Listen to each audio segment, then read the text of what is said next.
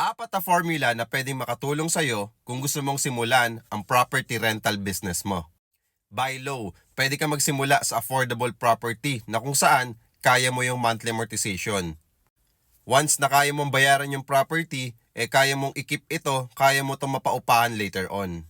Kasi kung high-end agad yung bibili mo at hindi naman pasok sa budget mo, possibly na hindi mo mapagpatuloy na mabayaran yung unit na kukunin mo.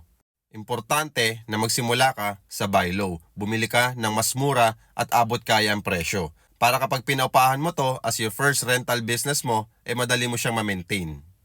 Pangalawa, dahil mura mo ito nabili, okay, pwede ka magdagdag dito ng value. Pwede mo tong pagandahin, pwede mo tong lagyan ng additional interior design, pwede mo tong ipa-fully furnish.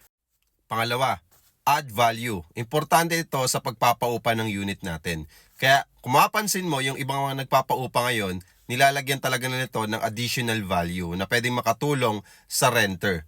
Na pwedeng magamit ng renter as amenities sa loob ng unit mo. Tulad ng pagpapa-interior design ng unit.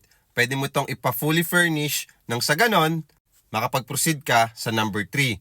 Rent high. Pwede mo nang mapaupahan ng mas mataas yung unit mo. Kasi nga, nagdagdag ka ng value na kung saan may enjoy ito nang umuupa sa'yo. Number 4, repeat. Ulitin mo lang yung proseso. Bumili ka ng property na kaya mo, una. Pangalawa, dagdag ng value, pagandahin mo, pa-interior design mo hanggang maging fully furnished. Pangatlo, paupahan mo ng mas malaki compared doon sa monthly amortization mo at compared doon sa standard finish na unit. Dahil kung mas mataas na yung upa or yung bayad ng upa doon sa unit mo, doon ka nakikita. At pwede mo nang paulit-ulit na gawin yung proseso na to. Pwede mo nang ulit-ulitin itong apat na formula na to. Buy low, add value, rent high, repeat. So, pwede ka magpaulit-ulit na gawin ito as long as na merong tuloy-tuloy na pumapasok na renter sa'yo. So, kung naghahanap ka na pwede mong simulan na affordable property, dito lang sa Ortigas Pasig Extension, for as low as 10,000 to 25,000 cash out only, ay pwede mo nang simulan yung rental business mo. Lifetime ownership, no hidden charges, no bank charges, at higit sa lahat, free loan processing pa.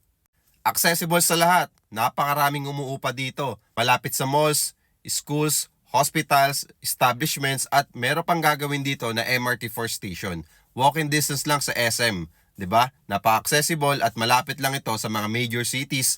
One ride lang papuntang BGC Taguig, Ayala Makati, Mandaluyong, Cubao Quezon City at sa mismong Manila. So follow me and message me kung gusto mong simulan na rin yung property rental business mo ngayong taon.